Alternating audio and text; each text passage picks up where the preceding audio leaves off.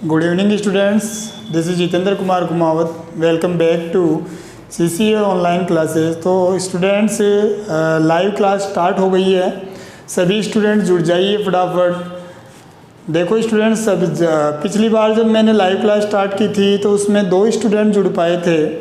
तो मैं यही कहना चाह रहा हूँ आप लोगों को कि ज़्यादा से ज़्यादा स्टूडेंट्स जो है इन लाइव क्लासेस से जुड़कर इनका फ़ायदा उठाइए, नहीं तो कोई मतलब भी नहीं है लाइव क्लास लेने का। तो अभी सबसे कह रहा हूँ कि एक बार जुड़ जाइए, आप लोग फटाफट जुड़ जाइए। क्लास आपकी स्टार्ट हो चुकी है, मैंने लिंक भी शेयर कर दिया है, फटाफट सारे स्टूडेंट्स आकर जुड़ जाइए।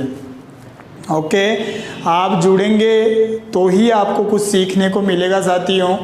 तो मैं ये भी बता दूं कि मैंने जो है वो पोइम आपकी स्टार्ट कर दी थी और उस पोइम में फर्स्ट स्टैंजा मैंने कंप्लीट करवा दिया था और मैंने बताया था कि ये पोइम एक सोनेट है क्योंकि इसमें 14 लाइंस है। और जिन स्टूडेंट्स ने अभी तक अपना सिलेबस नहीं ख़रीदा है वो सारे स्टूडेंट्स अपना सिलेबस ख़रीद लीजिए। सिलेबस ख़रीदने के साथ साथ एक एडवाइज़र भी आप ख़रीद लें तो बेटर रहेगा आपके लिए। जो एडवाइज़र आपको श्याम स्टेशनर्स के पास मिल जाएगी, जो PNB बैंक के पास जो श्याम स्टेशनर्स वाली दुकान है, ठीक है, शेखर जी वाली दुकान है, वहाँ पर आप ले लें। वहाँ पर आपको सिलेबस भी मिल जाएगा और आपकी जो एडवाइज़र है वो भी आपको मिल जाएगी। तो स्टूडेंट्स, आज मैं इसी क्रम में थोड़ा आगे बढ़ूँगा। आगे बढ़ने से पहले वीडियो को लाइक कीजिए, शेयर कीजिए और चैनल को सब्सक्राइब करना ना भूलिए, ठीक है। तो क्लास स्टार्ट कर रहा हूँ मैं और जुड़ जाइए फटाफट, जितने भी स्टूडेंट सब जुड़ जाइए। सबको गुड इवनिंग, एक बार फिर से मैं सबको गुड इवनिंग बोल रहा हूँ। हाँ, सबको गुड इवनिंग बोल रहा हूँ बेटा, जुड़ जाइए एक बार आप फटाफट। सबको मेरी तरफ से गुड इवनिंग है, सबको गुड इवनिंग। हाँ, सबको गुड इवनिंग है, सब आ जाइए, ऑनलाइन आ जाइए, लाइव आ जाइए। तो हम क्लास स्टार्ट करते हैं। Are you ready? मैं स्टार्ट कर दूँ क्या? तो अगर आपकी आज्ञा हो जाए, आपकी परमिशन हो जाए तो मैं स्टार्ट कर रहा हूँ।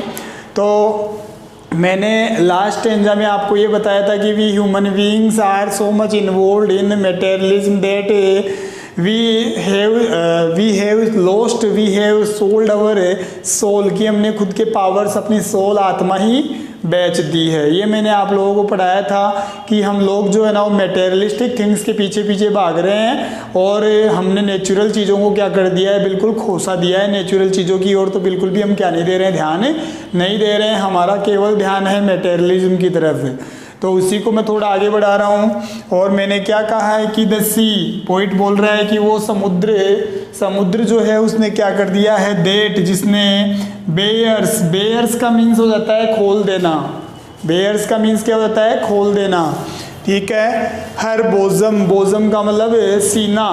आई मेरी बात समझ में? बोजम का मीन्स क्या होता है, सीना, ठीक है। ये बोजम जो है वो हम किसके लिए यूज ले सकते हैं स्टूडेंट्स, ठीक है। जो गर्ल्स होती है, जो फीमेल जो होते हैं, ठीक है, उनके सीने के लिए हम लोग ब्रेस्ट वर्ड यूज कर सकते हैं और एक वर्ड कौन सा ले सकते हैं, बोजम।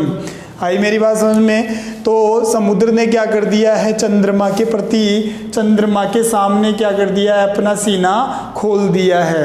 समुद्र ने चंद्रमा के सामने अपना सीना खोल दिया है। कौन सी फिगर ऑफ स्पीच है इस लाइन में?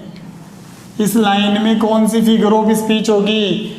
क्या आप मेरे को बता सकते हैं कि कभी समुद्र भी सीना खोलता है क्या? सीना तान के खड़ा होता है क्या?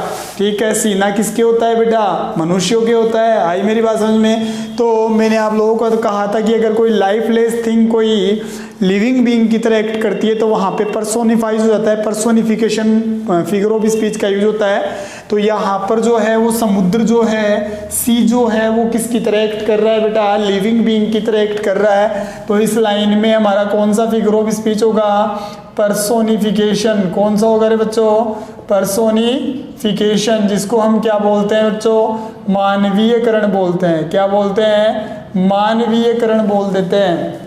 तो फर्स्ट लाइन का मीन्स मैंने क्या बताया कि समुद्र ने चंद्रमा के सामने अपना सीना खोल दिया है। एंड विंड्स, आगे बोल रहा है साहब, विंड्स आप जानते हैं विंड का मीन्स क्या होती है, हवा, ठीक है। हवाएं क्या हो रही है बेटा, देट विल बी हाउलिंग। हाउल का मतलब क्या होता है, हु की आवाज के साथ हवा बहती है, ऐसे हु ऐसे हवाएं बहती है। तो ये बोला क्या जा रहा है कि हवाएं जो है वो हु की आवाज़ के साथ क्या करती रहती है, at all times, at all hours, हर समय क्या होती रहती है, बहती रहती है, चलती रहती है।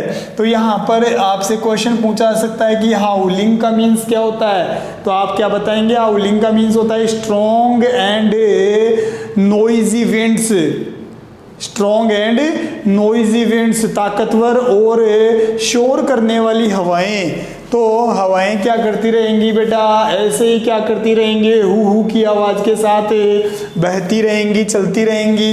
And are up gathered, are up ऊपर, जो बादल है ना बेटा वो बादल ऊपर क्या हो गए हैं, गेदर्ड इकट्ठा हो गए हैं, बादल ऊपर उमड़ आए हैं, इकट्ठा हो गए हैं। लाइक स्लीपिंग फ्लावर्स, किसके समान, ठीक है, सोए हुए फूलों के समान। जैसे रात को फूल क्या हो जाते हैं साथियों, सो जाते हैं। आई मेरी बात समझ में। तो सो रहे फूलों के समान बादल जो है वो आसमान में उमड़ आए हैं, इकट्ठा हो गए हैं। तो पोइट कहना चाह रहा है कि यहाँ पर बादल जो है, क्लाउड्स जो है ना, the clouds have been gathered in the sky like the sleeping flowers. Clouds जो हैं वो स्लीपिंग फ्लावर्स के समान क्या हो गए हैं, आसमान में उमड़े आए हैं, इकट्ठा हो गए हैं। देखो यहाँ पर इस लाइन में लाइक का यूज किया गया है। तो लाइक जहाँ पर आता है, जिस लाइन में लाइक आता है वहाँ पर कौन सी फिगर ऑफ स्पीच आती है बच्चों, सिमिली। कौन सी आती है, सिमिली। मैंने कहा था सिमिली में क्या होता है, डायरेक्ट कंपैरिजन होता है। तो यहाँ पर क्लाउड्स का कंपैरिजन किससे हो रहा है स्टूडेंट्स,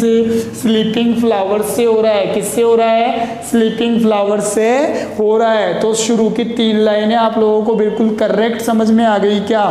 एक बार कमेंट करिए सारे स्टूडेंट्स, सभी स्टूडेंट्स कमेंट कीजिए। I am waiting for your comments. अगर आपके लाइनें क्लियर है तो मैं आगे बढ़ रहा हूँ, नहीं तो फिर ठीक है मैं फिर से एक बार रिपीट करूँगा। तो एक बार कमेंट कीजिए कि ये आपको स्टार्टिंग की 3 लाइन्स आपके क्लियर हुई या नहीं हुई। हाँ जल्दी कीजिए स्टूडेंट्स, मैं देख रहा हूँ आपके कमेंट्स। देखो कौन कौन कमेंट करता है। बिल्कुल हाँ कमेंट कीजिए, फटाफट कमेंट कीजिए। अच्छा जी समझ में आ रहा है इसका मतलब। तो मैं एक बार फिर से इसको रिपीट कर देता हूँ। मैं फिर से बता रहा हूँ कि समुद्र ने, ठीक है, मून के सामने अपने सीने को क्या कर दिया है, खोल दिया है। ठीक है, सीना तान लिया है, सीना खोल दिया है। और हवाएं जो हैं वो हर समय हु की आवाज़ करती हुई बहती रहती है। और ऊपर आसमान में जो क्लाउड्स हैं वो क्लाउड्स स्लीपिंग फ्लावर्स के समान क्या हो गए हैं, इकट्ठा हो गए हैं, आसमान में बादल छा गए हैं। ठीक है, it means the poets means to say that the clouds are hovering in the sky like sleeping flowers. Hover जानते हो ना, मंडराना। फिर आगे बताया गया है फॉर दिस, फॉर एवरीथिंग, इस काम के लिए, एवरीथिंग हर काम के लिए, हर चीज़ के लिए। We are out of tune, हम क्या हो गए हैं बेटा, हमने हमारी लय खो दी है, आउट ऑफ ट्यून हो गए हैं। मतलब हम इस काम के लिए और हर काम के लिए हम लोग क्या हो गए हैं, हमने हमारी धुन क्या हो गई है, खो दी है। तो यहाँ पर पोइट कहना चाह रहा है कि we are out of tune means हमने क्या कर दी है, अपनी कैपेबिलिटीज़, अपनी एबिलिटीज़ क्या कर दी है, खो दी है। अब हम किसी लायक नहीं है। Because we are running after materialism, हम तो केवल मेटेरियलिज्म के पीछे भाग रहे हैं। So we have lost our natural resources and we are out of tune, और हम क्या हो गए, आउट ऑफ ट्यून हो गए हैं। तो ये 4 लाइनें आपकी थी स्टूडेंट्स। आप कमेंट कीजिए और मेरे को बताइए कि लाइनें आपके क्लियर हुई या नहीं हुई, बता दीजिए फटाफट। I am waiting for your comments, comment का वेट कर रहा हूँ मैं, फटाफट कीजिए। ओके, अगर समझ में आ रही है तो चलो फिर मैं आगे बढ़ जाता हूँ। हाँ बिल्कुल, देखते हैं, आगे बढ़ते हैं। तो इसमें कुछ क्वेश्चन आंसर देखना। आपके 11th लिटरेचर में क्या होगा बेटा, स्टेंजा दिया हुआ है, उसके नीचे कुछ क्वेश्चंस पूछे जाएंगे। तो वो क्वेश्चंस हम लोग डिस्कस कर लेते हैं कि इस वाले स्टेंजा में क्या क्या क्वेश्चंस आपके बनने वाले हैं। तो फर्स्ट क्वेश्चन आप देखिए, फर्स्ट क्वेश्चन है कि वॉट वुड, मैंने क्या लिया कि sorry, what does the term what does the term, लिखते जाएं क्वेश्चंस और उनके आंसर भी लिखवा रहा हूँ। और मैंने लिख दिया यहाँ पर हाउलिंग, मैंने क्या लिखा, howling wind refer to. Point पूछ रहे हैं यहाँ पर कि यहाँ पर जो टर्म है हाउलिंग विंड, ये किसके लिए रेफर हुआ है। तो आप इजी वे में बता सकते हैं, स्ट्रॉन्ग एंड नोइजी विंड्स के लिए क्या हुआ है, ये बेटा रेफर हुआ है। तो इसका आंसर लिख देता हूँ कि द टर्म, आंसर है द टर्म हाउलिंग विंड्स या हाउलिंग विंड रेफर्स टू। लिखते जाए साथ साथ, आप लोग भी स्क्रीनशॉट ले लिया करो ताकि आपके पास क्या रहे, आंसर्स रहें। ठीक है, रेफर्स टू, और मैं लिखूँ यहाँ पे लॉन्ग, और ये लिख दिया मैंने noise of wind. Loud noise भी कर सकते हैं आप, सॉरी लॉन्ग की जगह आप यहाँ पर क्या कर लीजिए, लाउड ही कर लीजिए, लाउड बेस्ट रहेगा अपने लिए। मैंने क्या लिखा यहाँ पर, आंसर देखिए आप लोग समझ सकते हैं कि ये टर्म हाउलिंग विंड जो है ना वो किसके लिए यहाँ पर रेफर हुआ है। लाउड नॉइज ऑफ विंड, हवा के तेज शोर के लिए क्या हुआ है, यहाँ पर रेफर हुआ है। थोड़ा आगे बढ़ता हूँ और बताता हूँ इसमें। द poet describes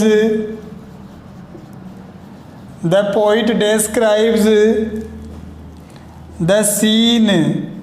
पोइट इस सीन का क्या करता है बेटा, डिस्क्रिप्शन देता है, हम लोगों को डिटेल देता है, वर्णन देता है। क्या बोलता है कि द विंड्स, कि वो हवाएं, that would be making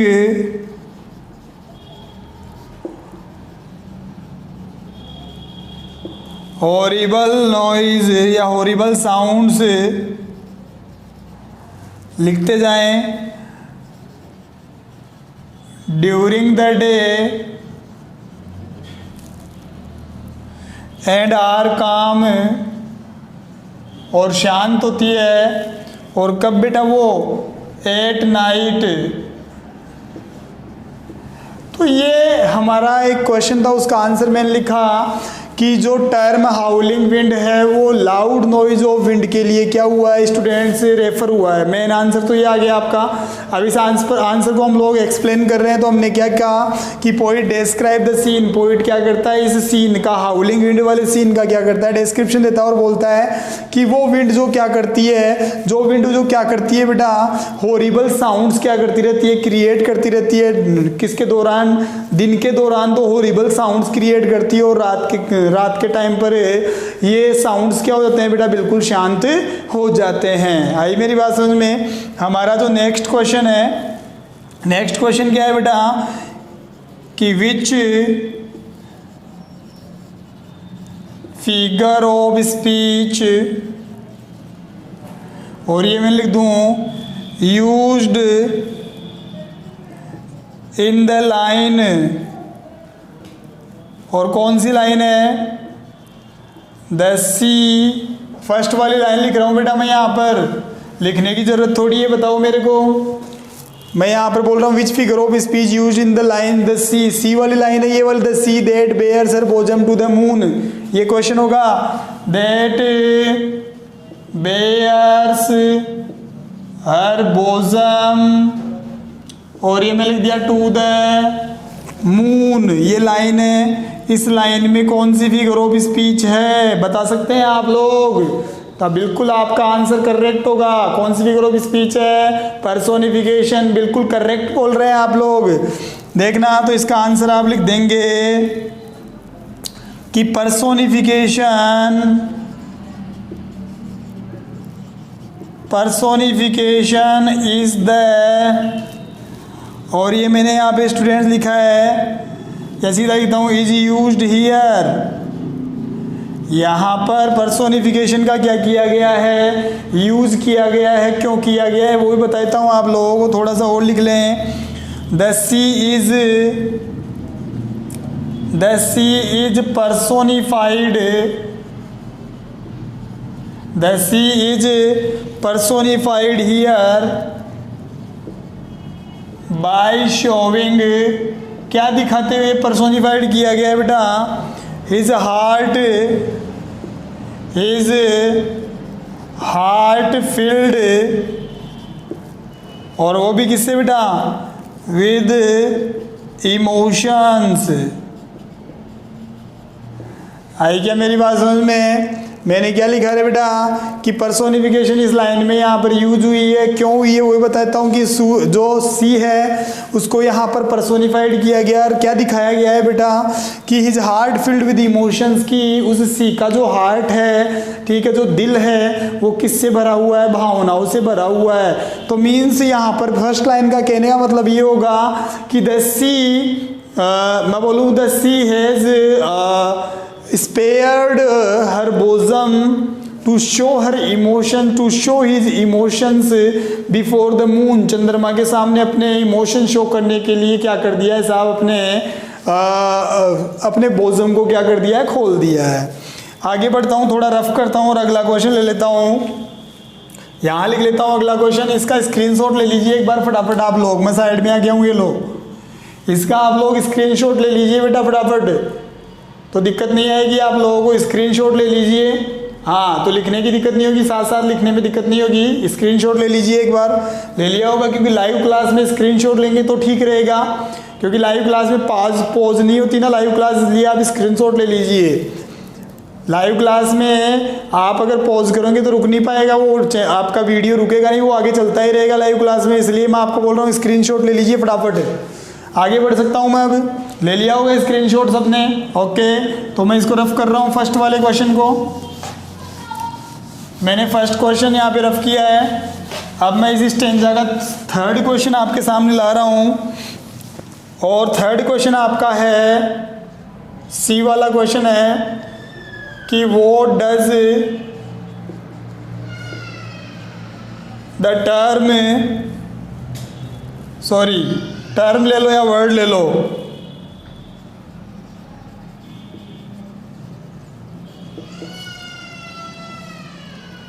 everything refer to. ये क्वेश्चन है कि यहाँ पे टर्म है एक एवरीथिंग, वो किसके लिए रेफर हुआ है, तो देखना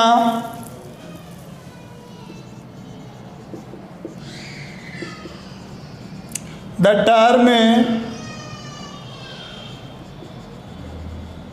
एवरीथिंग, और मैंने लिखा हियर रेफर्स टू, किसके लिए रेफर हो रहा है ये बताता हूँ बेटा मैं यहाँ पर, टू ऑल द ऑब्जेक्ट्स, सभी चीज़ों के लिए, एंड सीन्स, और सभी दृश्यों के लिए, दैट कॉन्स्टिट्यूट्स, और वो भी किसमें बेटा, द नेचर। तो इस लाइन का मीन्स क्या निकला बेटा, यहाँ पर एवरीथिंग जो टर्म है वो किसके लिए रेफर हुआ है, ठीक है, ऑल द ऑब्जेक्ट्स, उन सभी ऑब्जेक्ट्स और उन सभी सीन्स के लिए यहाँ पे रेफर हुआ है जो नेचर में मौजूद हैं, ठीक है, नेचर में मौजूद सभी सीन्स और सभी ऑब्जेक्ट्स के लिए यहाँ पर एवरीथिंग क्या हुआ है, रेफर हुआ है। स्क्रीनशॉट लेते जाए आप फटाफट। हाँ भाई, इस क्वेश्चन का भी आप स्क्रीनशॉट ले लीजिए, मैं थोड़ा सा ऐड में हो जाता हूँ। हाँ भाई, स्क्रीनशॉट ले लीजिए, मैं थर्ड अगला क्वेश्चन लिख रहा हूँ। Why does the poet say we are out of tune. Poet ऐसा क्यों कहता है कि हम आउट ऑफ टून हो गए हैं, क्योंकि हम मटेरियलिज्म के पीछे भाग रहे हैं और हमने नेचुरल रिसोर्सेज को खो दिया है। ये वाला आंसर होगा, तो मैं लिख देता हूँ ये आंसर भी, तो यहाँ पर मैं लिख देता हूँ the poet says so. Poet ऐसा इसलिए कहता है बिकॉज, क्योंकि we we focus on materialism.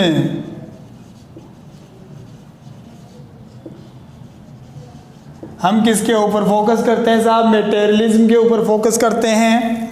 देखना इस कारण क्या हो गया है बेटा, वी हैव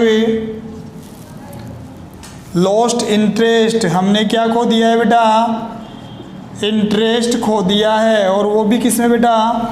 इन नेचर, हमने प्रकृति में क्या खो दिया है? इंटरेस्ट खो दिया है। वी हैव नो टाइम, हमारे पास कोई टाइम नहीं है। टू एंजॉय, एंजॉय करने का। Beautiful scenes of nature. तो ये बेटा आपका फोर्थ क्वेश्चन था कि हम जो है आउट ऑफ ट्यून क्यों हो गए हैं। तो पॉइंट बोल रहा है कि हमारा फोकस जो है ना वो केवल किसके ऊपर है? मटेरियलिज्म के ऊपर है। और हमने जो है नेचर में क्या कर दिया? अपना इंटरेस्ट खो दिया है। हमारे पास क्या नहीं है बेटा? नेचर के ब्यूटीफुल सीन्स का आनंद लेने का तो क्या नहीं है? टाइम भी नहीं है। स्क्रीनशॉट ले लीजिए एक बार फटाफट, आप इसका भी स्क्रीनशॉट ले लीजिए। मैं आपकी कॉपी में होमवर्क चेक करूंगा जब भी स्कूल खुलेगी, वैसे ही सुन लेना आप लोग। अब इसका जो थर्ड स्टेंजा है वो थर्ड स्टेंजा आपका बता देता हूँ मैं। नेक्स्ट वीडियो में आपका थर्ड स्टेंजा मैं लेकर आऊँगा। आप लोगों को ये पोएम यहाँ तक समझ में आ गई होगी। इस पोएम में कुछ भी नहीं है, बात की जा रही है मटेरियलिज्म के ऊपर। मटेरियलिस्टिक थिंग्स, जो हम सुख सुविधाओं की चीज़ों के पीछे भाग रहे हैं, ठीक है, बस उसकी बात कर रहा है पोइट। और इसमें लेना देना कुछ नहीं है। पोएम बिल्कुल ईजी है। तो बेटा इस वीडियो को लास्ट तक देखने के लिए आपका बहुत बहुत थैंक यू। और ऐसे ही आप लाइव क्लासेस ज्वाइन करते रहिए। अपने साथियों को भी बोलिए कि लाइव क्लासेस चल रही है। अब आपकी जो है एक दिन छोड़ के एक दिन लाइव क्लासेज ही होंगी। तो नेक्स्ट वीडियो के लिए, नेक्स्ट लाइव क्लास का इंतज़ार कीजिए। फिर से मिलेंगे। Thank you. Have a nice night students. Thank you. Bye.